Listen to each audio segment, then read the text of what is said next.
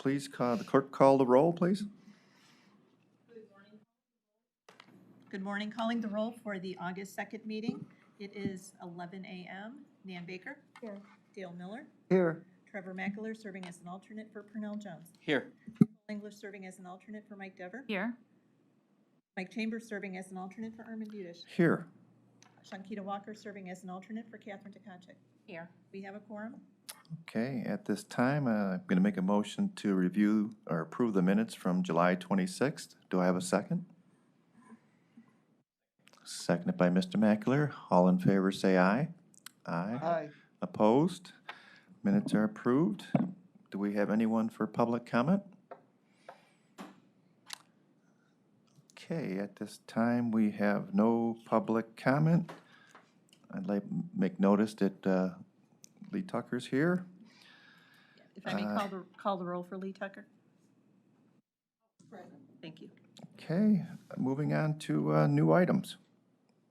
First item, BC 2021-400, Department of Public Works, recommending an award on requisition 5879 and enter into a contract with Precision Compaction Services LLC in the amount not to exceed $49,500 for preventative maintenance, oil changes, and repairs on compactors, balers, and dumpers located at various county buildings for the period July 26, 2021 through July 25, 2022.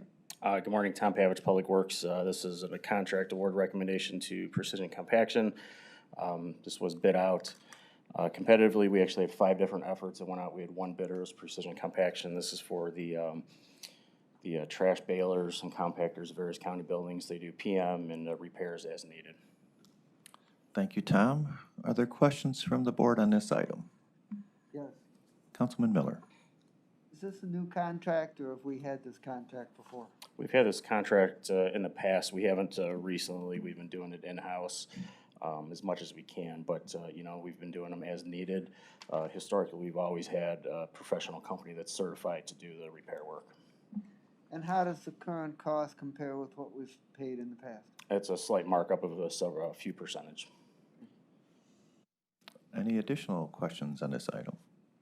Seeing none, I'll make a motion to approve. Do I have a second? Second. Seconded by Ms. Nicole English. All in favor, say aye. Aye. Opposed? Item approved. Next item, please. Next item, BC 2021-401, Department of Public Works, recommending an award and enter into a contract with Northeast Ohio Fence and Deck Company in the amount not to exceed $6,600 for the installation of commercial chain link fencing and a double drive gate at Granite Road Pump Station in the city of Maple Heights for the period April 12th, 2021 through December 13th, 2021. Good morning, Tom Pavich, Public Works. This is award recommendation to Northeast Ohio Fence and Deck. It's a not to exceed dollar amounts for the installation of a fence. It's at one of our pump stations. It's a not to exceed, and it goes until the end of this year. Okay, Tom, thank you. Any questions from the board on this item? Seeing none, I will make a motion to approve. Do I have a second? Second. Seconded by Ms. Nicole English. All in favor, say aye. Aye. Opposed? Item approved. Thank Next item. Next item, BC 2021-402, Department of Development, requesting approval of a home loan in the amount of $450,000 to Pinzone Towers LP or its designee for acquisition and renovation of property located at 21900 Addington Road, City of Rocky River, to retain 100 affordable units for seniors. Good morning, Sarah Parks Jackson with the Department of Development. This is a request for a $450,000 loan to Pinzone Towers LP. It will be 0 interest, 20 years forgivable. That forgivability is based on the property being maintained affordable, or the 4 units that are home funded being maintained affordable for the next 20 years. At that time, we then would forgive the debt. This is part of the projects that we do annually with the Home Investment Partnership funds from HUD. Okay, thank you. Any questions from the board on this item? Seeing none, I'll make a motion to approve. Do I have a second? Second. Seconded by Councilwoman Baker. All in favor, say aye. Aye. Opposed? Item approved. Next item.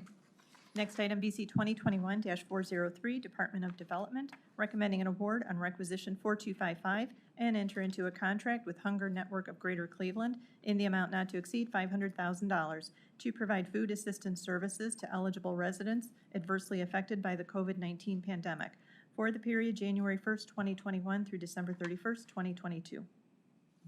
Sarah Parks Jackson, again, Department of Development, falling on my sword on this one.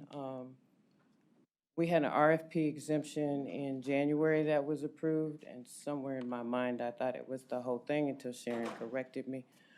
So here we are today asking for approval of this $500,000 to the Hunger Network, who was chosen because these are the federal dollars, and Hunger Network can do the eligibility that is required that we have to report to HUD, as well as the communities that can be served, which are 51 urban county communities, which is where they hold the, they either do a food pantry or they'll do a food giveaway only in those communities. The residents can come from anywhere, but they have to hold the activity in those communities. Okay, Sarah, thank you. Questions from the board on this item? Seeing none, make a motion to approve. Do you have a second? Second. Seconded by Councilman Miller. All in favor, say aye. Aye. Aye. Opposed? Item approved. Thank Next you. item.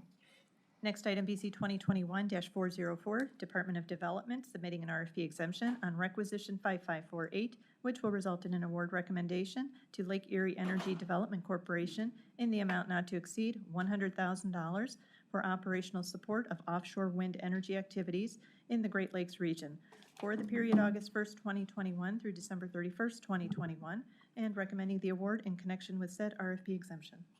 Good morning, Paul Hertig with the Department of Development. I'd like to acknowledge the good work of our senior staff person, Brian Edwards, in bringing this forward. We're recommending what's essentially operating support to the Port of Cleveland, but it's meant to support the continued operations of the Lake Erie Energy Development Corporation for a period of time. This has been a long-term effort supported by Cuyahoga County to demonstrate the feasibility and actually implement wind turbines in Lake Erie. There's been substantial federal funding invested in this project over the years. It has cleared many hurdles, engineering, regulatory, design, and we think it's appropriate for development to provide some operating support. We believe it's very close to being actually put into practice. So we're recommending this award.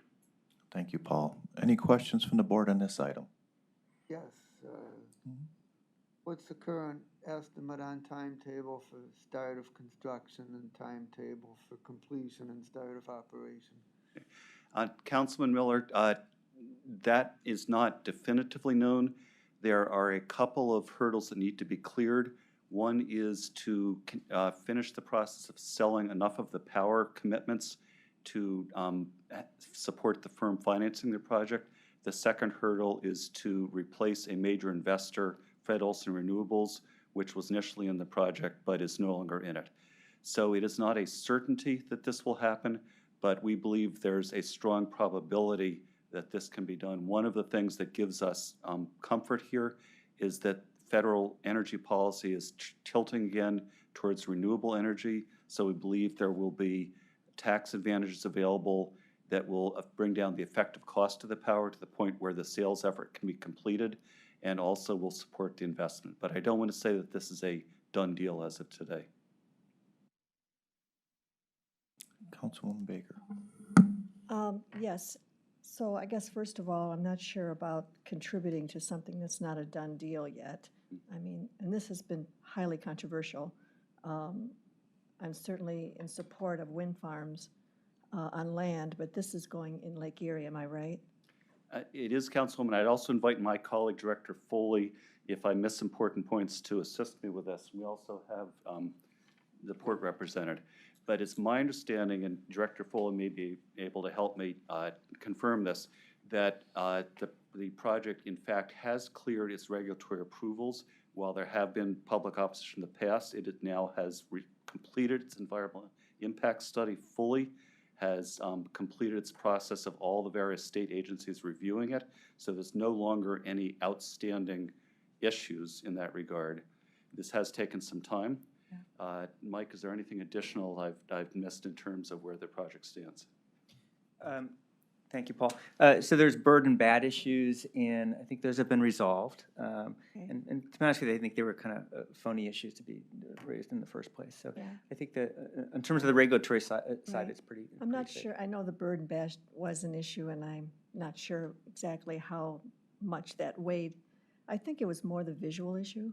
I think putting the wind farms in the visual view of the lake, which is our best resource, and usually, you know, a lot of recreational, and we want, you know, certainly to grow. What is the stance on the visual view of seeing those wind farms when you look out into Lake Erie? Councilwoman, they're about 9 miles off. So what you're going to see from the shoreline is Yeah, I basically know it's only a a- thumb's view, but we're talking yeah. So a couple thousand, maybe more. it's six, five or Five or six. six. Yeah, Six- Initially, initially, right. right, but And the if it- overall plan is It could be a lot 3,000? more, right? I mean, if it's successful, that there could be a lot more. But even at that stage, the wind is, you know, 7, 8, 9 miles off the shoreline. So what you're going to see is a kind of a pinprick of little dots all the way across the dots, shoreline, correct, yeah. Just to that question, it's an excellent question. Sure, That was not anything that held up the state regulatory board, the Ohio Power Siting Board. right, Just briefly, the Ohio Power Siting Board reviewed this for a while, and correct me if I'm wrong, Jade, but there was an understanding that they were able to move forward. And then Power Siting Board said, we'll approve this, but you have to shut down the windmills every night, making the project not feasible. So they had to appeal that, right, and fortunately, we're able to get that appealed. And so that's why it's taken a while, because there's Yeah. regulatory environments. And the key as well is the Department of Energy grants that have gone into this and have been utilized. Department of Energy wants LEEDCO to continue as well. They believe in this project, because part of this, to your point, is putting them in the lake. right, Part of the grants that they've received are about finding innovative ways to do that, innovative engineering, things like that. So by maintaining operations, continuing what they have, DOE is able to continue to extend those the grants, the millions of dollars of grants that they've received. So it's just allowing them to continue to build up based on those delays. If that helps answer, because there was never a not noise, but a visual pollution issue per se. That may be more of a consumer or public citizen, sure, which is very important. right. yes. I'm interested in the public Sure. perception of what it is that they're going to be seeing when they go to Sandusky, off the Rocky River, Bay Village. I mean, right, those are the visual views that the consumer, the people who are, I just at wanted the end to of the day, clarify pay that. for this, yeah, Yeah, so it was just are clear not that happy about. the regulatory and the Department of Energy is in line with this project, but just because of things that happened at the state level, and Right, to Paul's point, it's moving forward. and, yeah, If I may, Mr. Chambers, Councilwoman, Jay Davis from the Port of Cleveland is also here, should there be any questions about the port's role in continuing to support this project. well, I know there's certainly support. I mean, there's no question about it. It's whether, you know, we want to see those dots grow and grow and grow all the way across the shoreline of our Great Lake. I'm skeptical. And, you know, 100,000 right now without the project being finalized too is a little premature, in my opinion. I can speak to sort of why the project hasn't been finalized. Okay, The project hasn't been finalized, not necessarily because of the project, but honestly, there has been, and what we're seeing now, a well-documented, coordinated effort downstate to thwart the interest of, frankly, the Northeast Ohio and economic development with this project. It wasn't because it doesn't make money. It wasn't because it doesn't. It's not financially feasible. It wasn't because of the environment,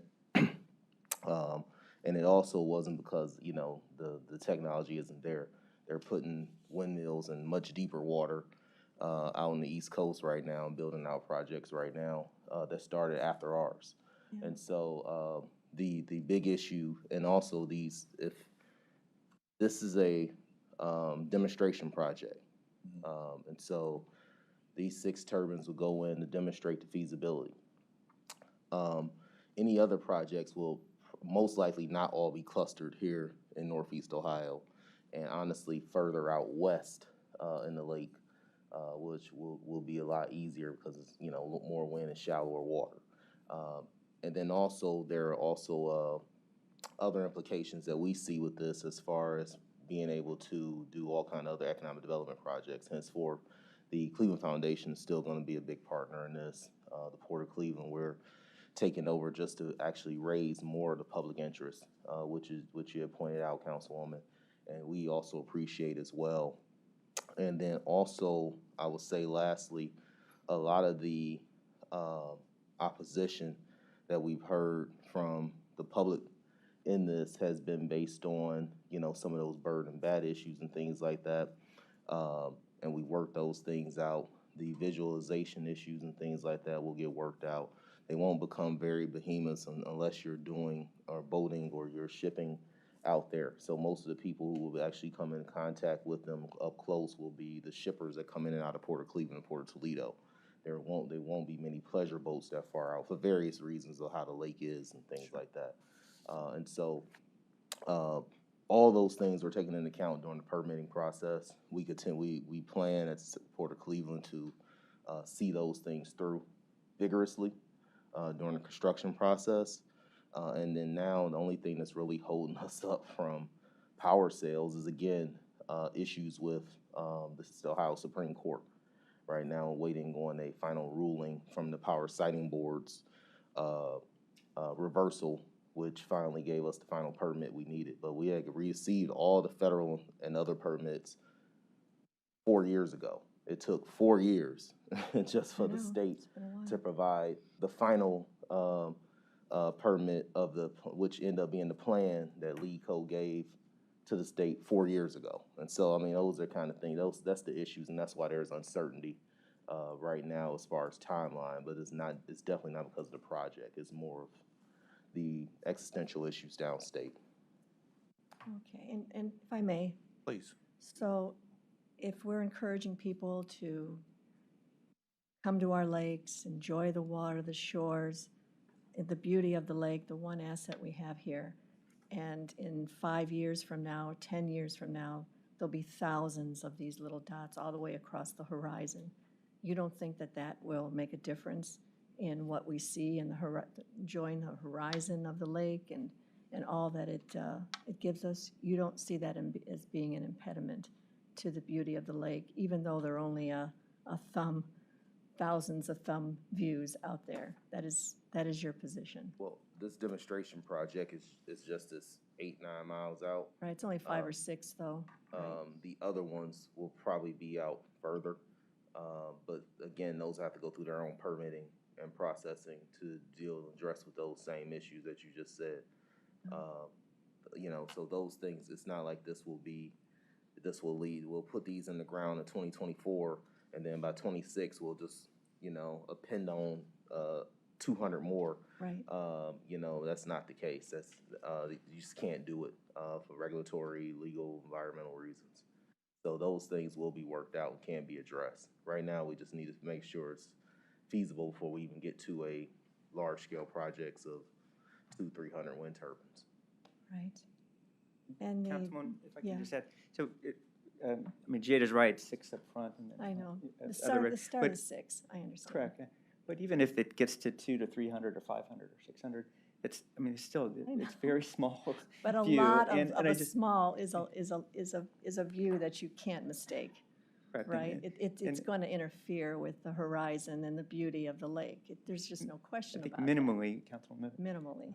But also, we have, I mean, I just want to say this, it does present an opportunity to create a lot of clean energy, and that's one of the resources that the lake gives us Understand. opportunity to do because of the Right. winds coming across the lake. And there is a dire need to create clean energy in this world right now. And the wind farms that are also very doable, that is in addition to this.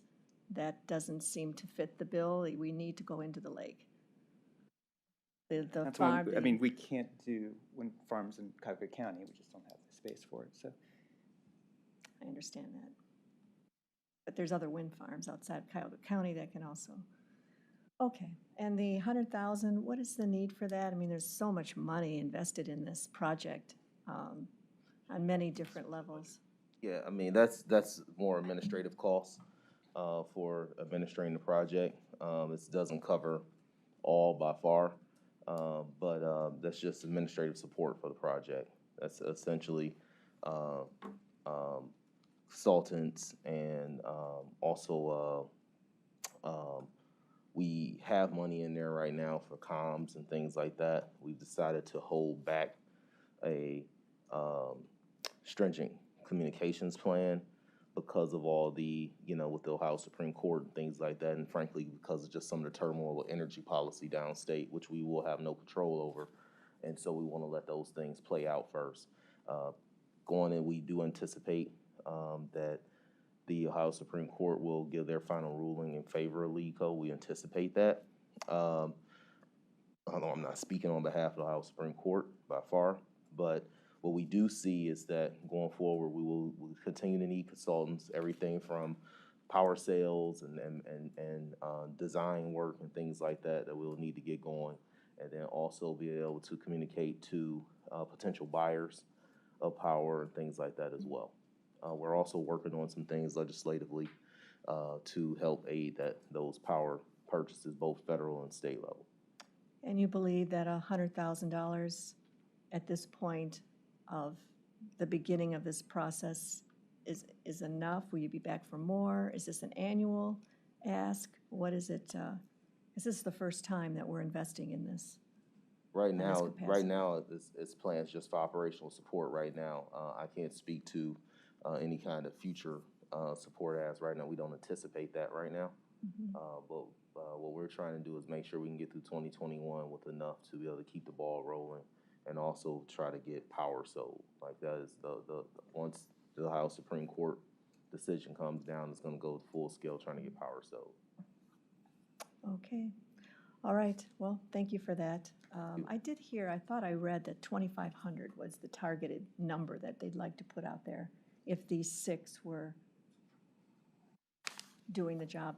Is that number not, or no? Is it 200? Is it, I thought it was, I heard 2,500. That number is not. No, it's not part of your vision. No, it's not a part of our vision. It's at the Port of Cleveland, we want to make sure LEEDCO gets done. This project, and honestly for us, we see it as, with the mission, our mission being economic development through our maritime activities, we see it as a opportunity to grab a nascent industry here in North America, here in the United States, and be able to build it out from here. That's our main goal, and this demonstration project is that goal. Other projects and other developers that may be talking about Right. Lake Erie Wind Right. have their own processes, they have their own place, and I'll let them come and explain to you what they want that to be. Right. Okay. I appreciate the explanation. Thank you. Mr. Mackler, did you have a comment, or Councilman Miller? Okay, Thank please. you, Mr. Chair.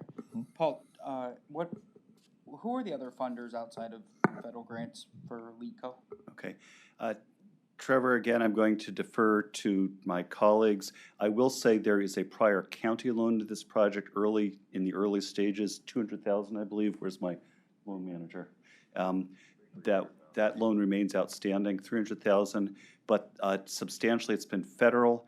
And Jade, are you familiar with the other pieces of the capital stack to date? Cleveland Foundation has been very involved in some of this funding and Just to clarify, for operational support or? Operational support and some other legal support and things like that as well. The Port of Cleveland, we have been, and we're not even counting staff time, but just everything from government affairs, regulatory issues, and legal. I think we've been supporting pretty actively in we're in the millions of dollars of range ourselves, not counting staff time. So I oversee all our government affairs, regulatory, legal, marketing, communications, and this is sort of another division that has fell under me. And again, it's not something that we are charging back to LEEDCO either. But then also up until they pulled out officially, Olson Renewables as well. So pre-development funding from Fred Olson Renewables. And then, how many staff does LEEDCO have? Right now, it is the Port of Cleveland's staff, our CFO, our executive team, our engineering staff, and then also a couple consultants as well. Dave Karpinski was LEEDCO staff as one of those consultants, and we're also engaged a couple others on the communications planning as well. But LEEDCO is technically a separate Yes. legal organization Yes. from Port, Our right? So does LEEDCO have any staff? Not right now. Our CEO of the Port Authority, Will Friedman, is the administrator of LEEDCO right now as well. And Councilwoman Baker asked what would the 100,000 be before, and I believe you said consultants, which is just slightly unusual. Typically, our money would go towards staff, like we give money to the film commission and other things. I was a little surprised to hear consultants, but is there a plan to hire potentially a full-time staff person with LEEDCO to work on this, or will this all go towards? Yeah, that's going to be a 2022, 2023, because we'll have to hire full-time people for LEEDCO to finalize power arrangements once PPAs have been signed, and then also to manage construction and things like that. So at the very least, there'll be 2 to 3 at the very least coming up in the next couple of years. What we're trying to do is get to that point, though. That's our major goal right now, is to make sure we get through this Ohio Supreme Court case, and then also get power sold to eligible power purchasers. And finally, once those power purchasers have been identified, also work with the state and feds in order to make sure that those power prices can remain stable long-term as well as possible. Will you be asking for similar support from the city? Yes, and the city has given support as well through, CPP, but then also with the mayor's office as well, and staffing and things like that. But we'll be going to ask for similar support as well. And then, Paul, is LEEDCO or the port required to tell us how the 100,000 was spent?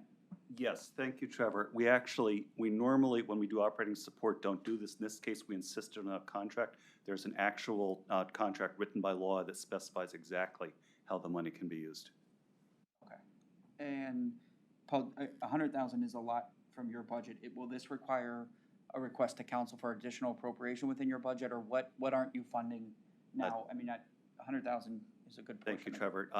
We had planned for this early in the year and had made sure that would fit within the annual amount of the budget for development, so we don't anticipate asking for anything additional from council. Thanks. Okay. Councilman Miller, please.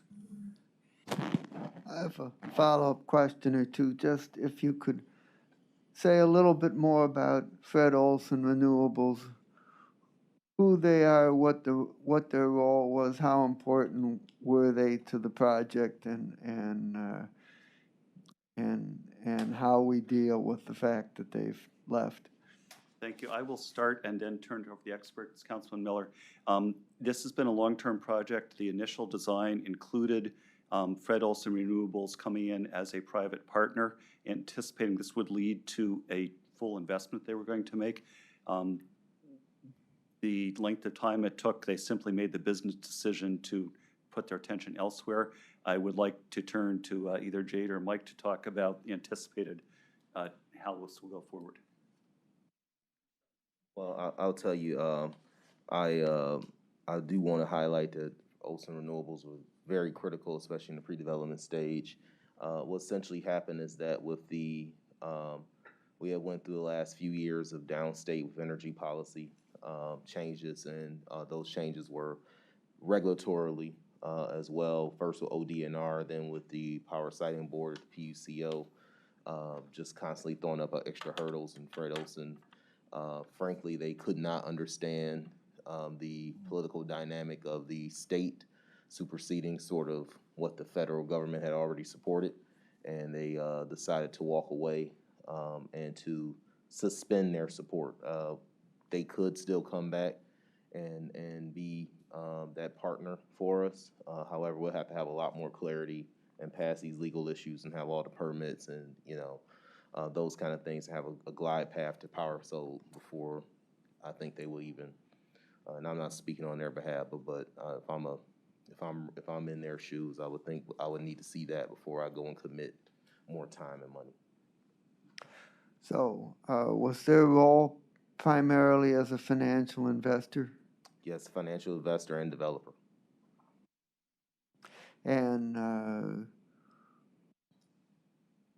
what alternatives do we have to replace the assistance that they would have provided?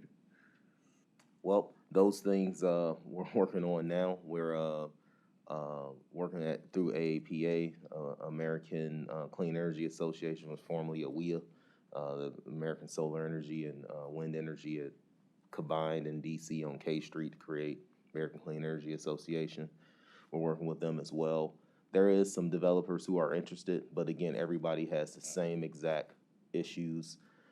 And then also, to be honest with you, not even just the offshore. If it was just LEEDCO, if it was just an issue of LEEDCO, I think a lot of folks would be biting at the door in order to get into this deal. What they're also seeing is that now the state has essentially taken away power siting control over siting on land wind. And so they're seeing wind projects that are being abandoned wholesale throughout much of Western Ohio right now as well. And so they just don't feel Ohio was a good candidate with stable enough energy policy to invest. And so we're trying to work through all those things as well. Again, I want to iterate, it's not, LEEDCO is not stuttering because it's a bad project or a bad deal. We just got bad policy we're dealing with, plain and simple. Okay. Just had, and look, I think offshore wind is maturing, right? As Jade said, especially on the coast and deeper projects than this. And so I think development-wise, there are more developers out there in the world who are interested in looking at projects like this. Fred Olson, LEEDCO had kind of glommed on to Fred Olson because they were interested in this, and they had done this in Europe and had some projects in Europe, and there's kind of a personal relationship between LEEDCO and Fred Olson. But I think there's a lot more developers out there in the world who are interested in projects like this now. Okay, any final questions on this item? Councilwoman So the Baker. statement that was made about creating well-paid jobs, where's the manufacturing of these wind turbine components? Is it here in Cuyahoga County? Thank you, Councilwoman.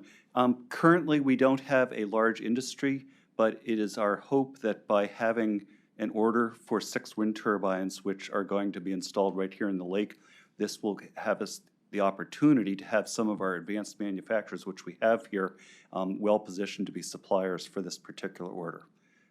So the intent is to jumpstart in a supplier industry here, using the fact we already have very strong advanced manufacturing. The techniques are here. It's simply placing some orders for parts we can already make.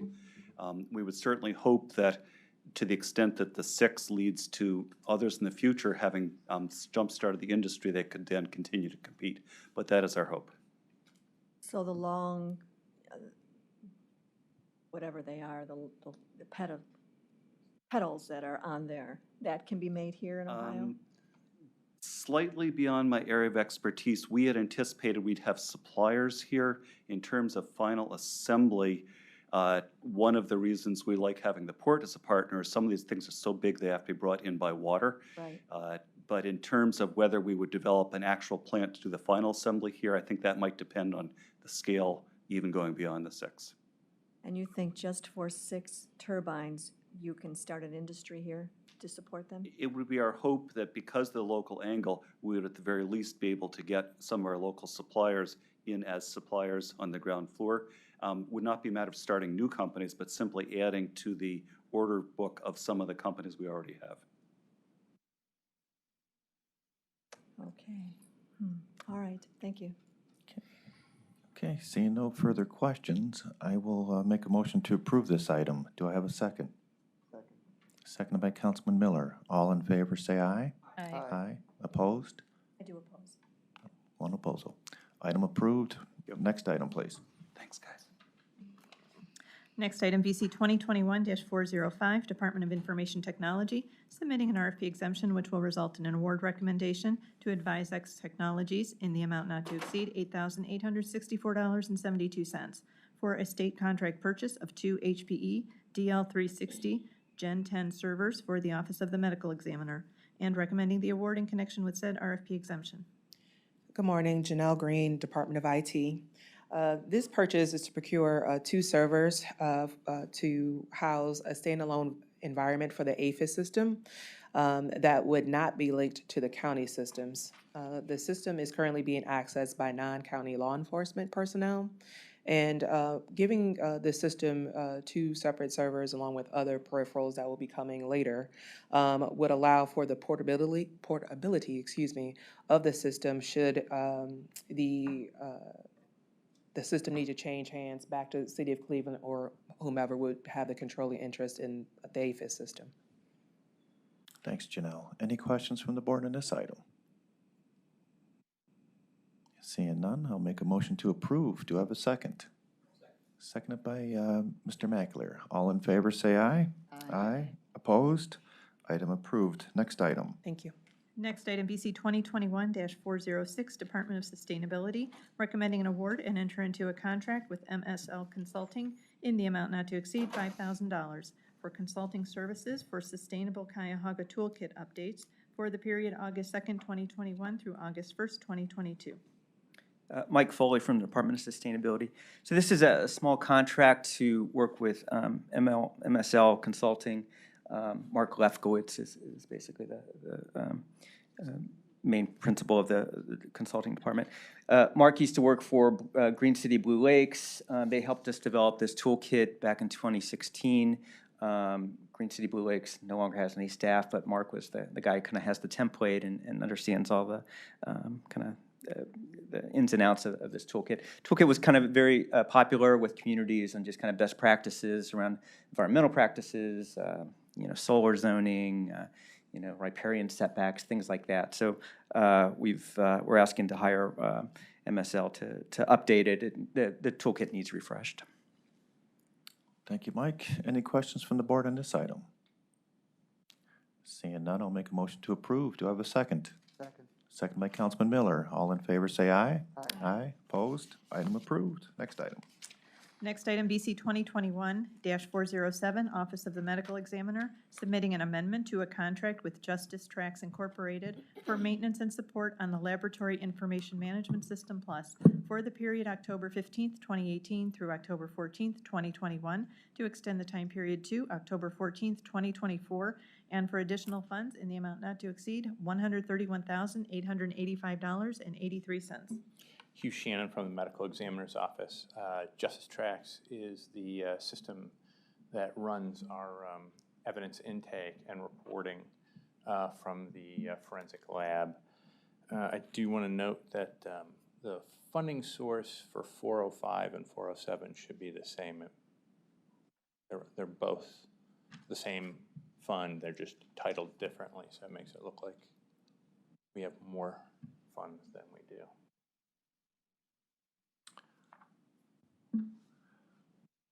Okay, any questions on this item? Seeing none, I'll make a motion to approve the item as noted with the funding source. Do I have a second? Seconded by Mr. Mackler. All in favor, say aye. Aye. Opposed? Item approved. Next item. Next item, BC 2021-408, Office of the Medical Examiner, submitting an amendment to a contract with Esposito Mortuary Services Incorporated for body transportation services for the period August 1st, 2017 through June 30th, 2021, to extend the time period to December 31st, 2021, and for additional funds in the amount not to exceed $425,000. Hugh Shannon, Medical Examiner's Office. This is an extension of our body transport contract to get us through the end of the year while we prepare the RFP for the next contract. Okay, thank you, Hugh. Any questions from the board on this item? Councilwoman Baker, please. It seemed like a lot, $425,000 for 6 months. What is your yearly cost? I mean, is it $800,000 a year? Or? So it will fluctuate. Uh-huh. It's something that we can't really pinpoint ahead of time. We do our best to forecast based on past experience. We do have some issues in the industry that are causing prices to go up. I'm sure that everybody's seen just labor shortages in general, and I know that you know, with COVID and everything, there's been fluctuations in the labor markets. It's hit this industry particularly hard right now. It's part of the reason that we're about a month late on getting this done.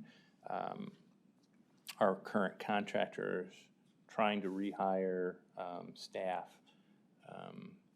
and trying to assess what all his new costs are going to be. There are obviously inflationary issues. A lot of this is based on fuel and mileage, so those costs are going up. The labor costs themselves are going up. But it does fluctuate from year to year, anywhere from $500,000 to 800 or so thousand. So as a follow, so do you anticipate that your ask for 2022 will be 850,000 or more? Our annual that will depend on the bid process itself. Okay. If I were to make an educated guess, I would say that $800,000 is likely a target number to look at going forward annually. Of an increase. It's interesting. Okay, thank you. Mr. Mackler, please. Wait, Hugh, just to confirm or clarify, you think it'll be 800,000 more than what we currently pay on an annual basis? Or No, 800,000? 800,000 would be the annual number. Okay. I think the last contract was based around $650 a year. You're still seeing a significant increase, though. I mean, I know you're projecting, but. Correct. And when are the bids due? Or are you out to bid yet or No, not? not yet. It's being developed now. We're hoping for fall. Last time, I think, how many vendors did we have respond? Were they the only ones? I believe so. It's not an easy contract to bid for. We have a lot of requirements. Obviously, there's safety issues that go with body pickup. We do require a lot of actual extra certifications because they would have to respond in any kind of emergency mass fatality type event in many cases, and so we require those extra certifications and trainings for all of their staff as well that our staff has. Ms. English, did you? No? Oh, sounds Sorry. awful. Any final questions? Hearing none, then I will make a motion to approve. Do I have a second? Seconded by Mr. Mackler. All in favor, say aye. Aye. Opposed? Item approved. Thank you, Hugh. Next item, BC 2021-409, Department of Health and Human Services, Division of Senior and Adult Services, submitting an RFP exemption, which will result in an award recommendation to WellSky Human and Social Services Corporation in the amount not to exceed $10,462.50 for the implementation of a software solution to support automated data transfers from the PeerPlace system to WellSky Aging and Disability System, formerly known as Social Assistance Management System, for the period August 1st, 2021 through July 31st, 2024, and recommending the award in connection with said RFP exemption. Good morning, David Merriman, Director, Department of Health and Human Services. I'm here on behalf of the Division of Senior and Adult Services. We're proposing to you today both an RFP exemption as well as an award and to enter into a contract with WellSky. WellSky is the provider for the state of Ohio's Adult Protective Service System. The state has selected WellSky to manage their adult protective service data needs, reporting, and tracking. Our Division of Senior and Adult Services, or Department of Senior and Adult Services, uses its own data system, PurePlace, and because the state of Ohio has prioritized WellSky, we have to utilize it as the primary system of record. So we are proposing to enter into a contract with WellSky to allow data to transfer back and forth between systems. This is essential because otherwise staff would have to do double data entry. And although our system goes way beyond what the state does, both in practice as well as functionally, we are clearly working with the state to both meet their needs, but also prioritize the needs of our residents. This item has gone before TAC and received approval, and I'm happy to answer any questions. Thank you, David. I noticed it's for a couple of years too, so, I mean, the year cost is cheaper. So any questions from the board? Seeing none, I'll make a motion to approve. Do I have a second? Second. Seconded by Mr. Cole English. All in favor, say aye. Aye. Opposed? Item approved. Next item. Next item, BC 2021-410, Department of Health and Human Services, Division of Children and Family Services, submitting an amendment to a master contract with various providers for short-term emergency child care services for children in custody for the period April 1st, 2019 through March 31st, 2022, for additional funds in the total amount not to exceed $475,000, for additional funds for Providence House Incorporated in the amount not to exceed $36,500, with Specialized Alternatives for Families and Youth of Ohio Incorporated in the amount not to exceed $43,800, with Beachbrook in the amount not to exceed $25,000, with Ohio Guidestone in the amount not to exceed $25,000, with Ohio Mentor in the amount not to exceed $25,000, with Bluestone Child and Adolescent Psychiatric Hospital in the amount not to exceed $55, for additional funds to expand the scope of services to reserve one additional bed in the intensive treatment unit effective July 1st, 2021, with Belfair Jewish Children's Bureau in the amount not to exceed $195,325, and to add Applewood Centers Incorporated in the amount not to exceed $124,320, effective July 1st, 2021. Good morning, David Merriman, Director of Department of Health and Human Services, here today representing the Division of Children and Family Services. Before you is an extension of our existing short-term emergency child care program. This is a service that we have available as children are brought into our building and stabilized. And for those times that we're unable to immediately find the child, a foster placement or a kinship placement, we utilize these services to have a temporary placement that is short-term in nature. There was a procurement on this in 2019. There was a subsequent procurement in 2020, adding in several of the providers that are here in front of you. We are adding funds because we have added additional providers, namely Applewood will now be a vendor, and we've added an additional bed in Belfair.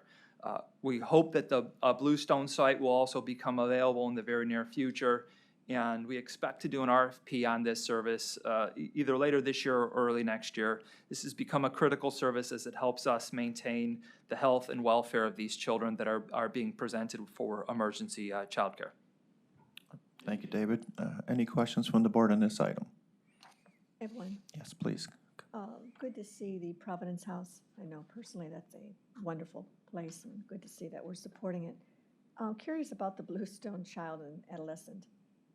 Is that just to get them in the door, to acknowledge that they're there, and that makes it easier then for them to perhaps be part of the system for the small amount of $55? To the councilwoman, yeah. So first, I do want to agree with you about Providence. If there's Providence House, if there's an area of great growth and change over the past 2 years, it is the relationship with Providence House. They do outstanding work, and I think our relationship with them has improved to the point that we're very clear partners. As to Bluestone, Bluestone is a new institution that's doors are not yet open. They are located within the Wingspan group that includes Applewood, Belfair, several other really marquee, wonderful services. And we are adding them to this master service agreement. So the $55 represents that there is a value to their contract. However, their doors aren't open. We're not using them yet, and we don't know how we will use them in the near future, but we want to have them as an option in case we need to do a placement of a child there. Great, that's what I thought. Thank you. You got it. Councilman Miller. Oh, sorry, Mike. Any final questions? No? I'll make a motion to approve. Do I have a second? Second. Seconded by Councilwoman Baker. All in favor, say aye. Aye. Opposed? Item approved. Next item. Thank you. Thanks, Dave. Moving on to the consent agenda, items BC 2021-411 through 416. Okay, board members, take a moment and feel free to ask questions on any item. I have a question for Mike on 412. Sure. Just on, with the no additional dollars needed, Mike, do we have money left over in the current contract and we're just using those dollars? Or are we just having Mid-Hour under contract for when we need to do this? Can you explain a little bit, since we're doing a 2-year extension without additional dollars? Sure, thanks, Trevor. So there's about $75,000 left in the contract. And the hope is that we kickstart or re-kick the Cleveland project off. I mean, they've done ton of the engineering work, the RFP, RFQ work. And so hopefully that'll. Do you remember how much the total contract was to begin with? 235. And just how's there such a significant amount left over? Oh, so there was money set aside to just work on the RFP section. We had drafted the RFP. We were all set to send it out, and then we had a cold stop with Cleveland. So. Yeah, okay. So the purpose was the original intent of the contract. We just didn't spend those dollars. Correct. Okay, thanks, Mike. Are there additional questions? Sorry, Mike, if I may on the same. Please, get them up there. Bouncing back and forth. So this ended, maybe it's the same question, this ended at the end of last year. So we have not needed any funds between last year and today, is that what you're saying? That's correct, Councilwoman. Yeah. Okay, thank you. Sure, no problem. Councilwoman Miller. It's not on the same thing. Okay. There you go. I just had a question about skill up training items. My question is how much money do we currently have in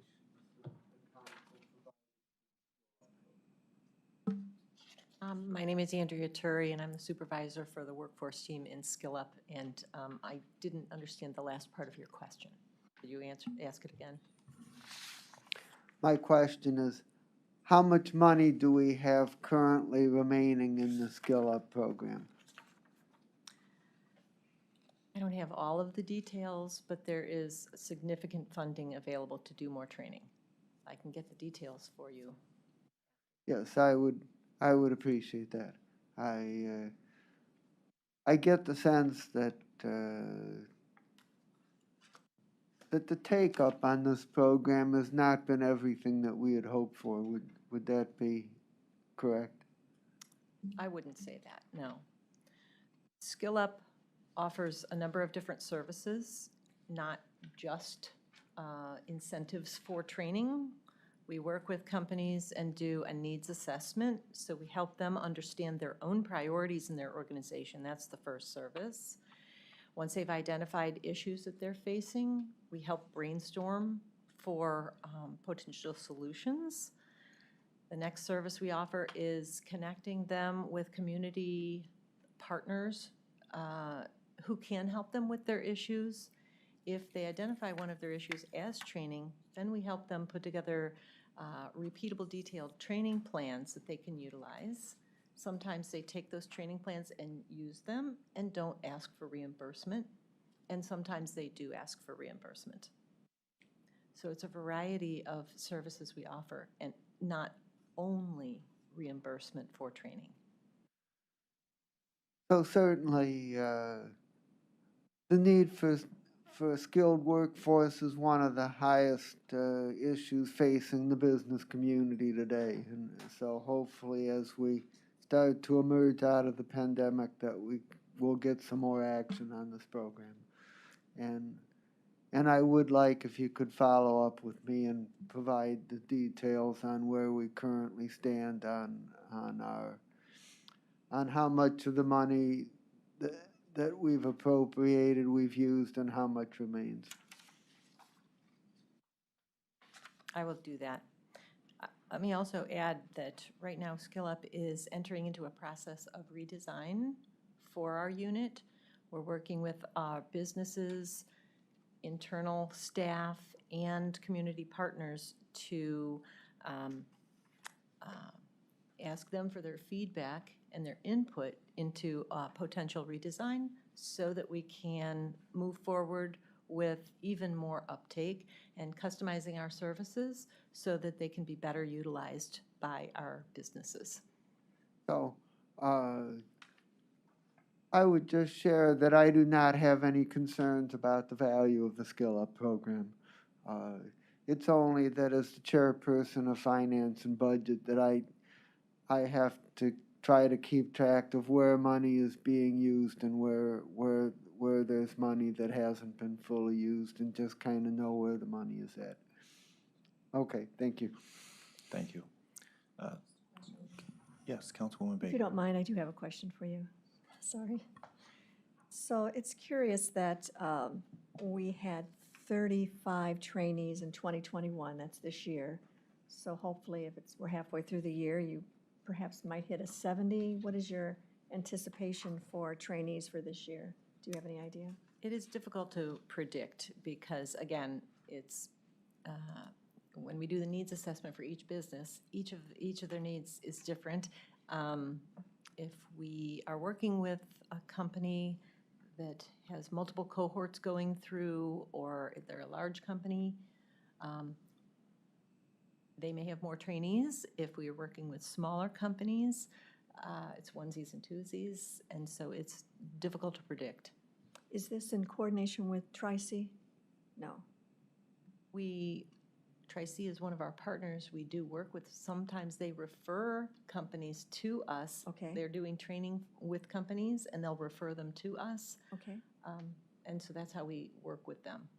The 2020, you noted here that 198 in 2020, but 110 were for one client. So that's, if we take that out, that's about 88 for the year 2020. We may be on task here for maybe 70 for this year. Is there any elevating of awareness that this program needs to make sure that small employers or large employers understand the benefit of this program? Yes, as part of our redesign, we are going to focus on how can we get the word out more and how can we utilize marketing, and some of our partners will be able to help us with that. That's our goal. Yes. And just as a final, what is your best case scenario of wanting to reach a goal each year of those employees, potential employees, getting the training that they need for better paid jobs? Do you have a number in mind? Or I can't answer that right now. I'll have to get back to you on that. Just wondered, are you satisfied with the potentially 35 now, maybe 70 by the end of the year? Or would you like to see that be 170 with how many different employers, that maybe 50 different employers that would be taking advantage of this? What's your vision? Well, we work with all businesses in the county, small, large, and our goal is to reach every business. So all 25, 30,000 businesses is the goal. Okay. And right now we're working off of lists of employers and we're calling. We also get referrals from some of our partners. What I would like to have is a better hit ratio of the number of contacts we're making or the number of meetings that we have with the employers. So if we increase the utilization rate of, number of cold calls for the meetings, that would be ideal. So if we're able to increase the number of meetings, I think those numbers definitely will go up. But in terms of, we're still reformulating because of our redesign and our refocus how many companies we ultimately would like to work with. And again, a lot of our service, while it's focused on training, Many of our services are helping businesses get what they need, even if they're not with training, even if they're not for training per se. You know, somebody might need real estate site selection because they're expanding. So we can connect them to one of our partners like GCP, who would be able to offer them that kind of assistance. So a lot of our time and effort goes toward those services as well. Okay, very good, thank you. Okay. Appreciate it. Any final questions? Trevor? How many full-time county staff do we have work on Skill Up? 8. And that's their, they don't work on other things within the department, it's just Skill Up? Correct.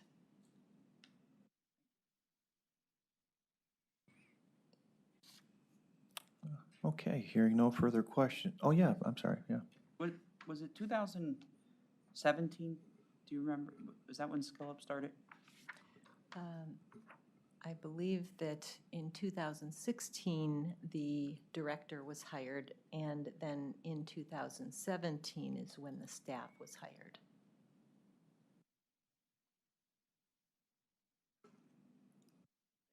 Sure, please. If I just may, Yes. so we're really in our 5th year of Skill Up. And we're in now a kind of a reorganization, redesign. Just want to make sure that the services we're offering are what the community partners and the businesses have identified that they need. Now that we've been doing this for a while, we want to just step back, take a look, and regroup where we need to, you know, have an eye toward continual improvement. Okay, thank you, appreciate it. Sure, absolutely. Okay, seeing no further questions, I will make a motion to approve today's consent agenda items as listed. Do I have a second? Second. I think that was Councilman Miller. Seconded by Councilman Miller. All in favor, say aye. Aye. Opposed? Today's consent agenda is approved. Moving on to other business. We have 2 time-sensitive mission-critical items. First item, BC 2021-417, Office of the Medical Examiner, recommending an award on a purchase order to Fisher Scientific Company in the amount not to exceed $2,422.45 for the purchase of 25 cases of test tube racks for the toxicology department. I knew you were missing these, Trevor, so. Hugh Shannon, Medical Examiner's Office. This item and the next, these are for the toxicology and drug chemistry departments. If you've been following the reports, the quarter of March, April, and May were the worst that we've recorded in Cuyahoga County as far as drug fatalities. So we have our entire building, but the labs and specifically on quarterly procurement for supplies for the laboratories. Because of the heavy use of the equipment, these were required before the next quarterly order went through. So the racks themselves for 417 are used to store specimens from toxicology. Obviously, more specimens, less racks. We needed to get these in post haste. Are there any questions on the first item? Let's start with 470. Councilman Miller, please. Am I correct that after a really bad quarter that the number of drug fatalities has abated somewhat in the last few months? For June and July, they've settled back into what our more normal patterns are, or at least recent normal patterns, but right now we're still projecting that 2021 will be the worst year that we've recorded. Any additional questions on, we'll start with 417. Mr. Mackler, yes. Sure, just a procedural question.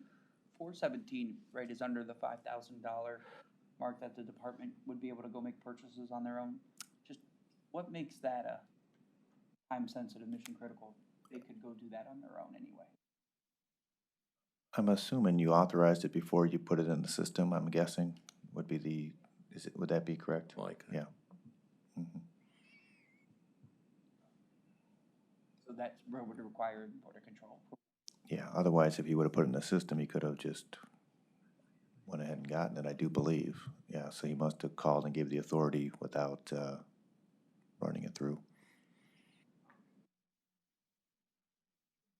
Mhm. I'm assuming that's why, Shanquita, do you want to? Shankita Walker, Office of Community Diversity, purchases 1,000 to 5,000 has to go through the N4 process. It did not go through the N4 process, so it was purchased prior to, it didn't go through the system. So it's coming before the board as time system mission critical because it was purchased prior to. So that's why it's on the agenda, because it was purchased already. Had they put it in the system, they could have went ahead with it, I'm guessing. I know we could, just a procedure thing, but I would still question the need for border control approval, right? Because we don't, the code doesn't say if it doesn't go through the system or not. It says anything above 5,000 needs board of control approval, not anything between 100, or between 1,000 and 5,000 needs. If it fails to go through the system, then it needs board of control. But we could talk about that later. I just don't think necessarily the board needs to act on it, because I think the department has the authority regardless if it goes through the system or not. But we could talk about that. And then we could talk also, but they said it was time sensitive mission critical, so it was critical to their work process. So that's how the department processed it. I don't have an issue with it. Let's have a conversation. I agree, over. it may be not needed. Yeah, okay. So I'll make a motion to approve 417. Do I have a second? Second. Second by Councilman Miller. All in favor, say aye. Aye. Opposed? 417 is approved. Are there any questions on 418? Seeing none, then I'll make a motion. Is that the same issue with the quarterly purchases? correct. And, okay. So, yeah, He the kind of did supplies. two at the time, yeah. Yeah, the supplies for the gas chromatographs, those are the main detection devices for drug chemistry to identify substances that are seized at scene. Do we have any questions on that one? No? Okay, I will make a motion to approve 418. Do I have a second? Second. Seconded by Mr. McAleer. All in favor, say aye. Aye. Opposed? Item approved. Thank you. Moving on to no other business? No other business. Any public comment out there? No public comment. There's no public comment. At this time, I will make a motion to adjourn. Do I have a second? Seconded by Ms. Nicole English. All in favor, say aye. Aye. Opposed? We're adjourned.